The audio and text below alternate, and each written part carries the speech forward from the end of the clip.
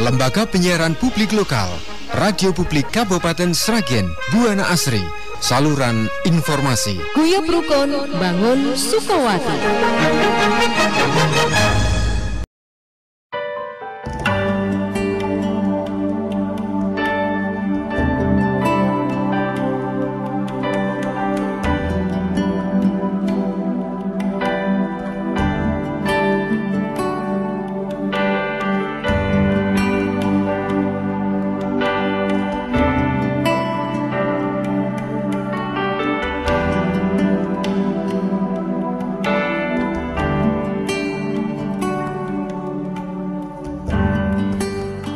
Dekat padamu, itu rinduku.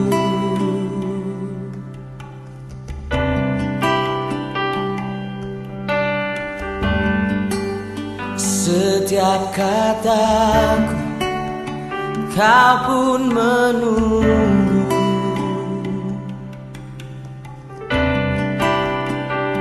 Tak kusangka ku temukan satu kasih yang abadi.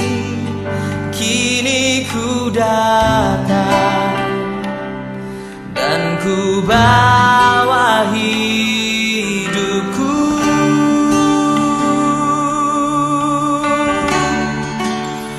Memandang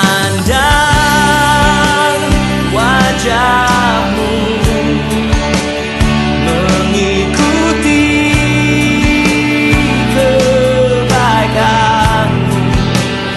mengejar hadirmu dalam hidupku.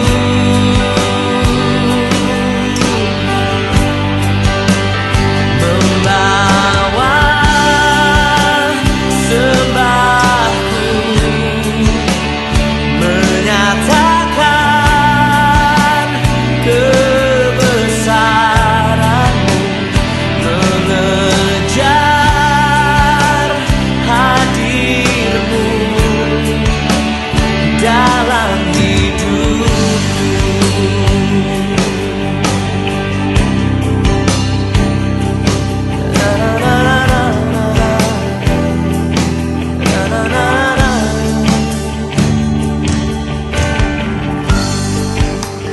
Dekat padamu, itu rinduku.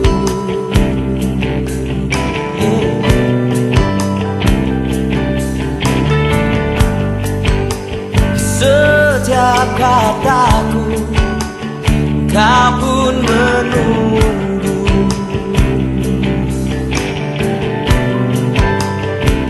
Tak kusangka ku temukan satu kasih yang abadi.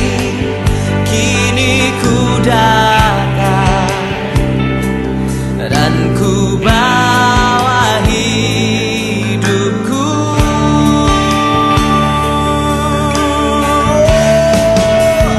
Memandang wajahmu, mengikuti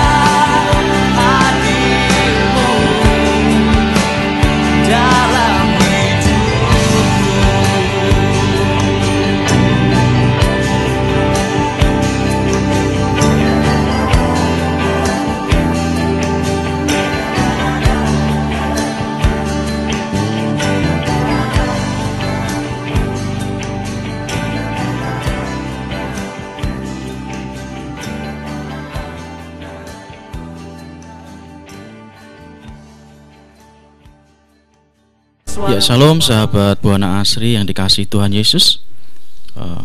Bertemu kembali dalam mimbar agama Kristen pada hari ini. Mari sebelum kita mulai, kita akan berdoa terlebih dahulu. Kami bersyukur Tuhan untuk pagi ini, pagi yang cerah ini kami boleh menerima banyak berkat dan kasih Tuhan yang begitu luar biasa dalam hidup kami. Dan saat ini Bapa, kami mau bersama-sama bergumul, belajar tentang kebenaran firman Tuhan. Tuhan, buka mata rohani kami supaya kami boleh bisa mengerti ya Tuhan apa yang Tuhan maksud dan Tuhan kehendaki melalui kebenaran firman Tuhan yang akan kami pelajari pada pagi hari ini. Terlebih hambamu ya Tuhan yang akan menyampaikan ataupun kami akan sharing tentang kesaksian juga pada pagi hari ini. Kami mohon sembunyikan kami di belakang kayu salib-Mu, layakkan kami untuk kami boleh bersama-sama menyaringkan firman Tuhan pada pagi hari ini. Terima kasih Tuhan, kami serahkan doa ini di dalam nama Tuhan Yesus Kristus. Amin. Shalom sahabat Buana Asri yang dikasihi Tuhan Yesus. Saya yakin dan percaya Bapak Ibu Saudara, semua sahabat Buana Asri diberkati Tuhan pada pagi hari ini. Dan kita akan belajar bersama-sama kebenaran firman Tuhan pada pagi hari ini dengan tema menempel pada sumber berkat, ya, atau melekat pada sumber berkat. Nah, Bapak Ibu Saudara, saat ini saya mengajak salah satu jemaat yang akan memberikan kesaksian kepada kita semua bagaimana Tuhan membentuk dia sehingga saat ini dia merasakan damai sejahtera dan Tuhan boleh memakai hidupnya dengan luar biasa. Ya, di samping saya saat ini ada Bapak Setio Budi Pracoyo, ya, dari GKKI Pemulihan, yang dia akan bersaksi pada pagi hari ini untuk kita semua. Baik, sebelum kita akan mulai firman Tuhan ini, saya akan share firman Tuhan. Kita akan mendengarkan kesaksian terlebih dahulu. Baik, Pak Budi, ya panggilannya Pak Budi. Baik, saat ini para pendengar ingin mendengarkan tentang kesaksian Pak Budi yang kalau saya pribadi saya sudah melihat begitu luar biasanya Tuhan itu menjamah Pak Budi dari sakit sembuh, dari yang kekurangan menjadi sekarang ya Tuhan jadikan cukup bahkan berlebih gitu ya. Nah, silakan Pak Budi, saya berikan waktu untuk memberikan kesaksian terlebih dahulu sebelum kita masuk dalam firman Tuhan. Silakan. Oke. Terima kasih sahabat yang terkasih oleh Tuhan Yesus. Kami ingin sedikit menyampaikan atau sedikit bersaksi atau kronologi tentang selama saya diberikan pertolongan oleh Tuhan yang mengawali dari itu semua. Manusia hidup itu kadang tidak menentu. Bahkan pada suatu ketika dalam kehidupan itu kadang di atas, kadang di tengah, kadang di bawah lah. Suatu ketika itu kita pernah merasakan jamaan Tuhan Yesus itu. Tapi karena kadang manusia mungkin melupakan apa yang telah Tuhan berikan kepada kita, sehingga dalam hal ini boleh dikatakan atau garis bawahi bahwa apabila manusia itu jauh dengan Tuhan, dengan secara tidak langsung Tuhan pun jauh dengan kita. Iya, betul. Kemudian pada saat kita diuji oleh Tuhan, memang ya tidak mudah untuk kita ikut dengan Tuhan Yesus. Banyak kendala, banyak hal-hal yang kita alami pada saat itu, dan kita pernah merasakan kelebihan atau merasakan segala sesuatu yang luar biasa karena berkat Tuhan. Karena pada saat itu kami juga pun jauh, akhirnya Tuhan juga memperingatkan banyak kendala, banyak musibah, banyak bermacam-macam lah yang kita alami. Tapi setelah kita ingin mengetahui apa rahasia kehidupan ini, itu adalah mau tidak mau tetap kita harus dekat kepada Tuhan, yang mana Tuhan Yesus berkorban kepada kita, kita pun harus kebalikan. Kita harus memberikan kebalikan kasihnya juga kepada Tuhan untuk mengikuti apa yang menjadi perintah dan kehendak-Nya. Dan pada mengawali itu semua, pada saat itu kita menemukan suatu kunci daripada kehidupan.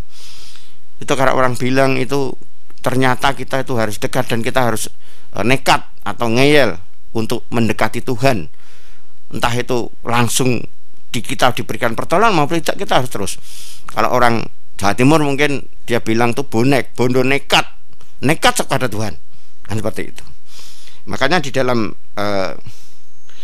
Lukas 18 ayat pertama itu di firman menyampaikan bahwa Yesus mengatakan sesuatu perumpamaan kepada mereka untuk menegaskan bahwa mereka harus selalu berdoa dengan tidak jemu-jemu. Itu patokan. Jadi jangan sampai kita berhenti, jangan sampai kita putus dengan Tuhan.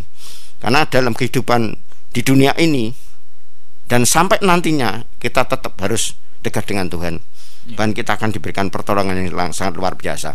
Nah, pada akhir setelah kita tuh juga tidak menyangka, karena Tuhan itu penuh dengan rahasia. Dan itu pun di luar jangkauan kami, di luar kekuatan kami, di luar pikiran kami, gitu.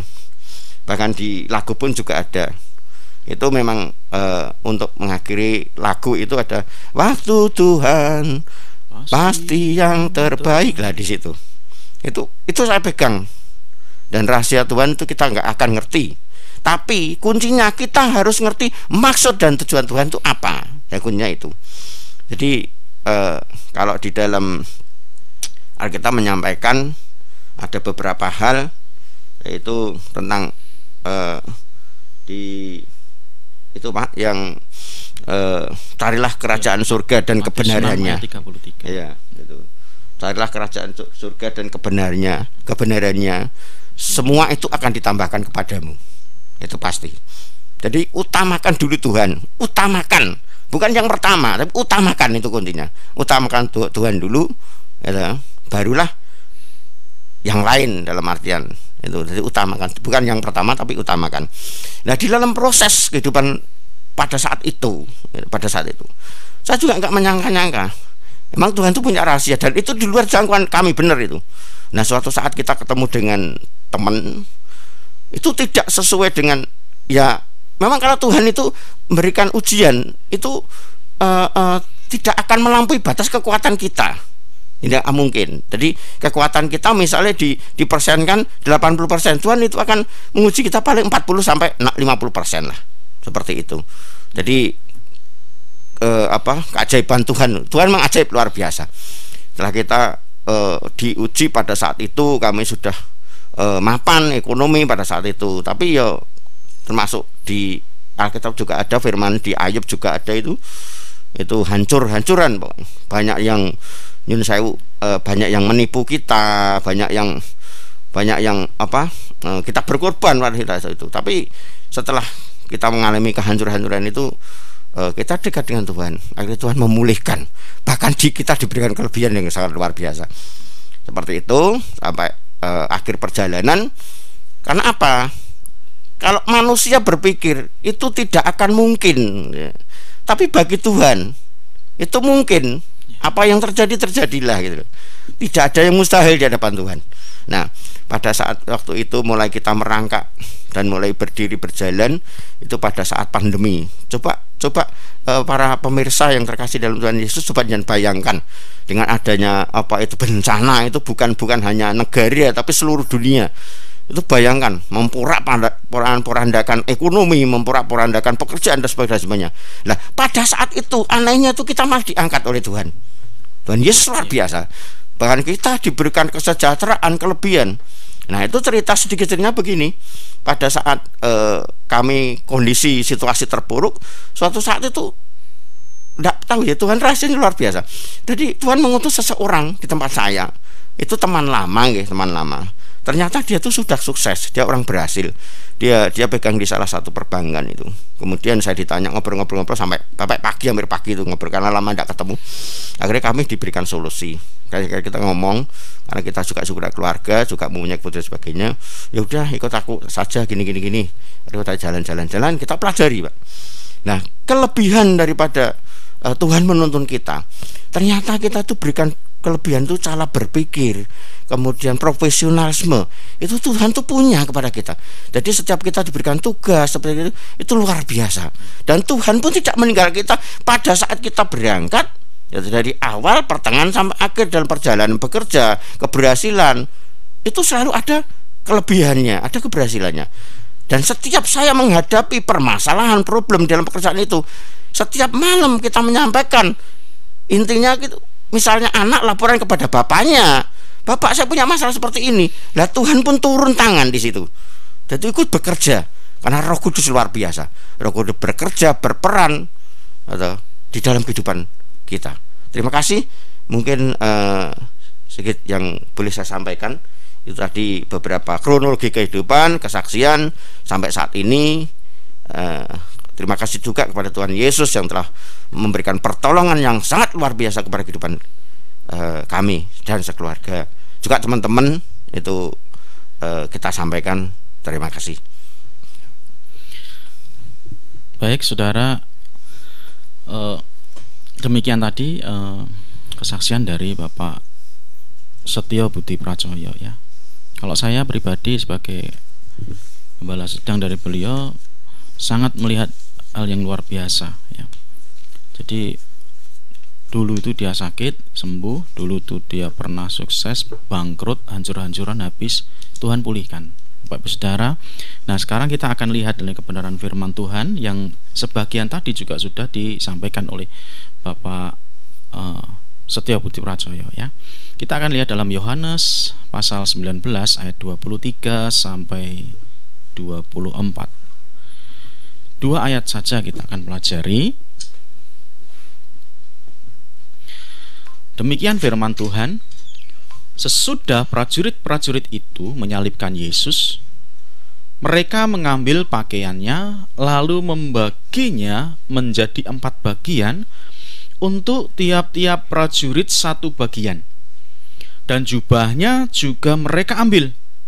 Jubahnya itu tidak berjahit, dari atas ke bawah hanya 1 tenunan saja. Karena itu mereka berkata seorang kepada yang lain, "Janganlah kita membaginya menjadi beberapa potong, tetapi baiklah kita membuang undi untuk menentukan siapa yang mendapatnya. Demikianlah hendaknya supaya genaplah yang ada tertulis dalam kitab suci, mereka membagi-bagi pakaianku di antara mereka, dan mereka membuang undi atas jubahku." Hal itu telah dilakukan prajurit-prajurit itu. Amin. Bapak Ibu Saudara dan sahabat Buana Asri yang dikasihi Tuhan Yesus, kita melihat di sini ada hal yang saya garis bawahi adalah jubah Yesus. Kita akan lihat kilas balik di dalam kitab Matius pasal 14 ayat 36. 14 ayat 36 di sana dikatakan bahwa mereka memohon supaya diperkenan menjamah jubahnya, dan semua orang yang menjamahnya menjadi sembuh. Sama juga dengan Matius pasal 9 ayat 20 sampai 22. Bagaimana ada seorang wanita yang pendarahan 12 tahun, dia menjamah jubah Yesus dan dia menjadi sembuh. Kalau kita lihat ini, sepertinya jubah Yesus itu ada kuasanya, tetapi sangat-sangat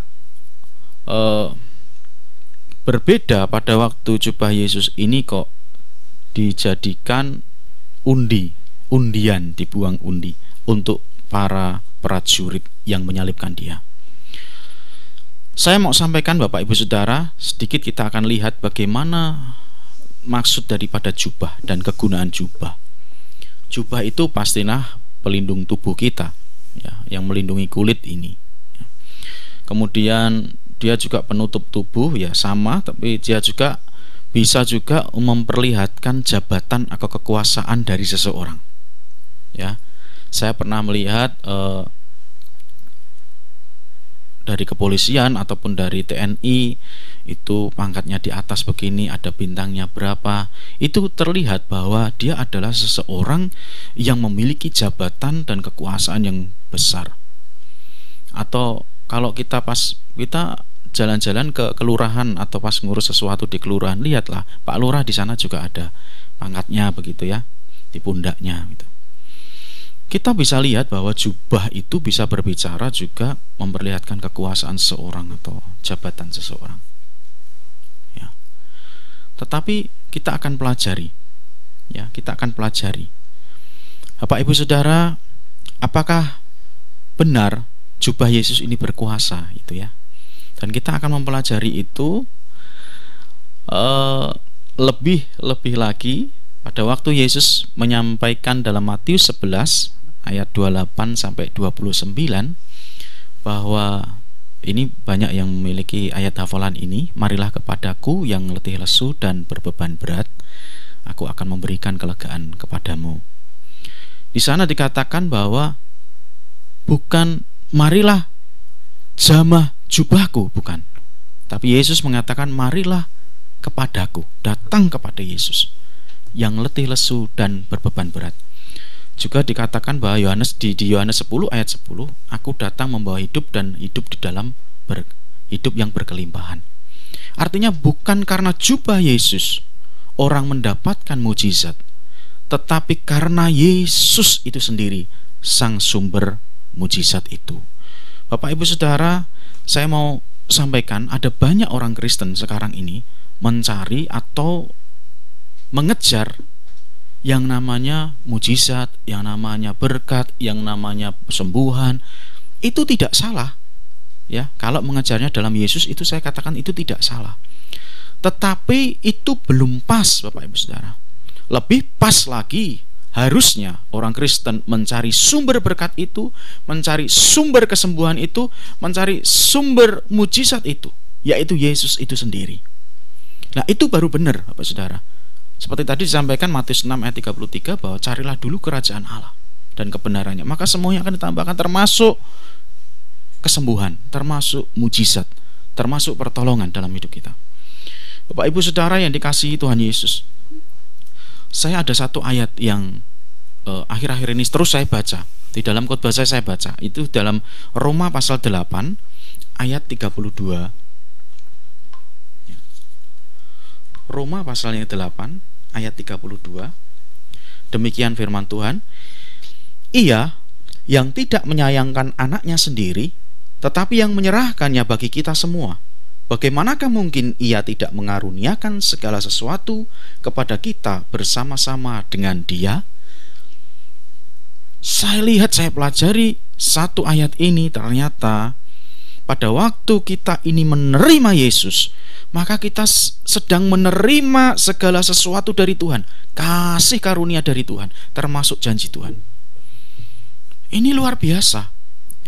Jadi Bapak Ibu Saudara, saya mau sampaikan, mengajak kepada Bapak Ibu Saudara, untuk Bapak Ibu Saudara menempel atau melekat pada sumber berkat itu, pada sumber mujizat itu, sumber kesembuhan itu. Bukan hanya mencari berkat kesembuhan dan mujizat saja. Ya, Bapak Ibu Saudara, di luar sana ada banyak nabi-nabi palsu. Di India beberapa tahun yang lalu, sekarang orangnya sudah almarhum, ya, mungkin ada beberapa yang mengenal, ada seorang yang bisa menyembuhkan banyak orang, dan dia dikenal dengan luar biasa di India. Tetapi ternyata, ya, kitab Mazmur memang sudah mengatakan begini, ada banyak orang disangka itu jalannya lurus, tetapi ujungnya itu maut, Bapak Saudara. Ya. Orang ini bisa menyembuhkan dan segala macam, tetapi dia menggunakan kuasa, bukan kuasa Roh Kudus, tetapi kuasa kegelapan. Ya. Dan ini menjadi sesuatu yang luar biasanya adalah orang-orang Kristen banyak yang datang ke dia. Ini salah kaprah, Bapak Ibu Saudara.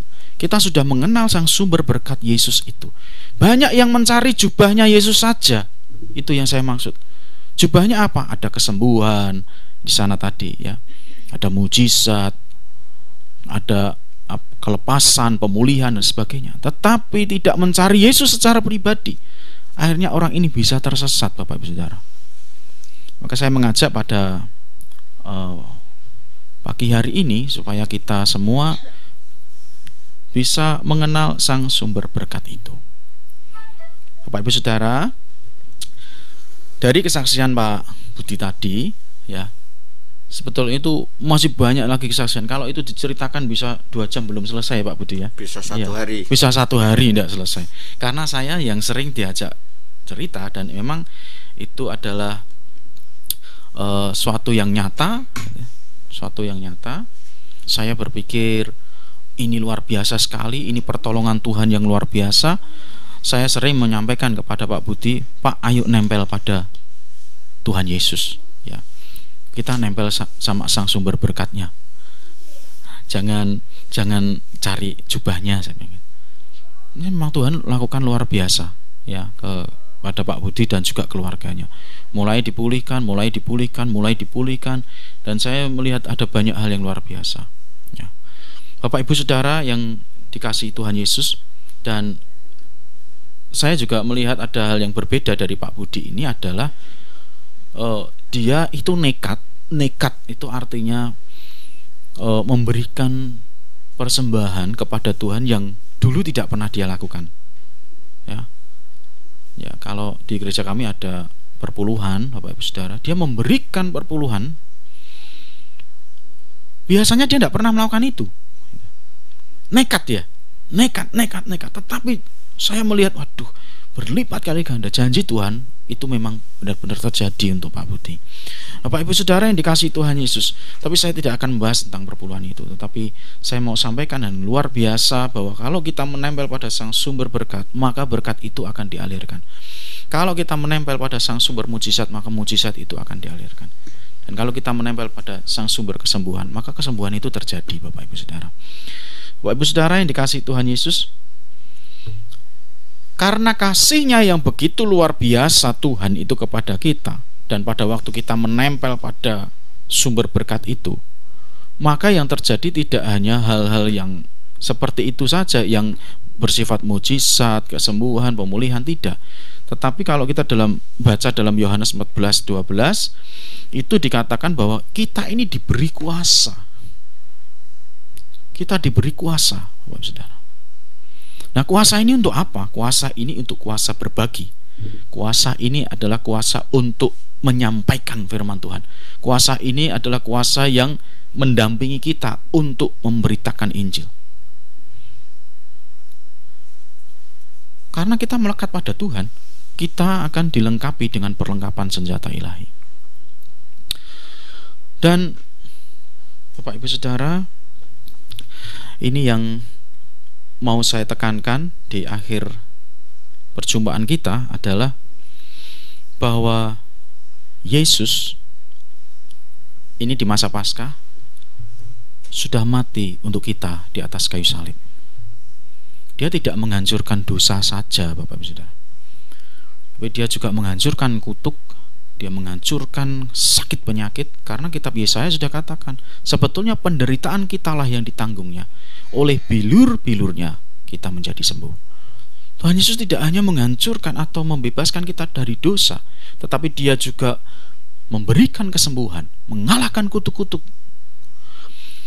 mengalahkan kuasa-kuasa kegelapan.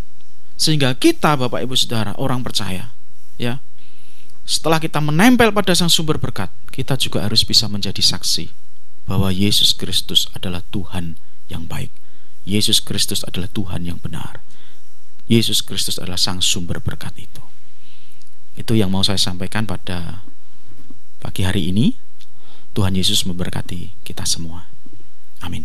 Bapak Ibu Saudara yang dikasihi Tuhan Yesus, kita akan berdoa. Kami bersyukur ya Tuhan untuk kesempatan pagi ini yang luar biasa. Kami boleh mendengarkan satu kesaksian dari Pak Setia Budi Prajoyo yang boleh menjadi kekuatan bagi kami, bahwa benar saat kami terus tidak jemu mencari Engkau, terus tidak jemu berdoa kepadamu, maka Tuhan akan jawab Waktu Tuhan adalah waktu yang terbaik, dan Tuhan sudah lakukan hal yang luar biasa untuk Pak Setio Budi Prajoyo. Hambamu terus berdoa untuk Pak Setio Budi Prajoyo untuk semakin tetap kuat di dalam Tuhan, tetap menempel di dalam Tuhan, sehingga berkat-berkat Tuhan itu terus dicurahkan, dilimpahkan di dalam kehidupan Bapak Setio Budi Prajoyo. Kami menyerahkan juga ya Bapak untuk semua sahabat dan saudara Buana Asri Sragen ya Bapak, dimanapun berada, Tuhan berkati. Engkau melihat umat-Mu ya Tuhan. Mungkin saat ini ada umat-Mu yang merasakan sama seperti yang dirasakan Bapak Setio Budi Prajoyo. Atau mungkin saat ini ada umat-Mu yang hanya mencari jubah Yesus, keajaiban-keajaiban yang dilakukan Yesus, mujizat-mujizat yang dilakukan Yesus saja, tetapi tidak mencari Yesus. Maka saat pagi hari ini Tuhan, hamba-Mu berdoa di dalam nama Yesus, supaya mereka dirubahkan paradigma mereka.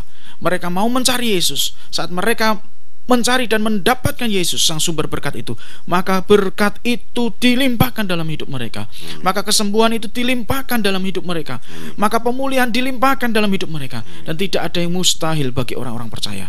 Bapa, kami menyerahkan sepenuhnya ke dalam tangan kuasa-Mu jemaat-jemaat Tuhan yang ada di kota Sragen, Kabupaten Sragen ini. Hamba-Mu percaya biar mereka tetap ya Tuhan memegang janji Tuhan. Mereka tidak takut, mereka tidak khawatir dalam keadaan apapun. Justru Tuhan boleh pakai di masa-masa sulit seperti Pak Setio Budi Prajoyo tadi. Justru Tuhan memakai dengan luar biasa. Berkat Tuhan justru melimpah dalam kehidupannya. Tidak ada yang mustahil ya Tuhan, sebab Engkau senantiasa memberkati seluruh jemaat dan umat-Mu. Terima kasih Tuhan. Dalam nama Tuhan Yesus kami berdoa dan mengucap syukur. Amin. Amin.